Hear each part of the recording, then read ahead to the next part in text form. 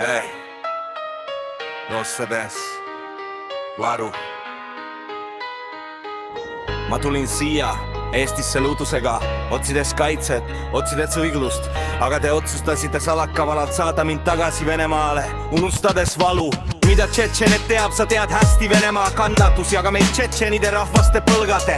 Vene inimesi te vastu võtate, anname neile varjupaiga, aga meid te saadate surma öeldes, et me oht ühiskonnale. Kas olete unustanud Džohar Dudajevi, esimese Itškeria presidendi Tšetšeeniu? Tänu temale ja meie verd tilkuvale ohvrile säilitas teie riik vabaduse ja iseseisvuse. Kui meie võitlesime Venemaaga vabaduse eest, valmisite te NATO liikmeks astuma, kuid täna teie tänu näeb välja nii. Tšetšenid saadetakse surma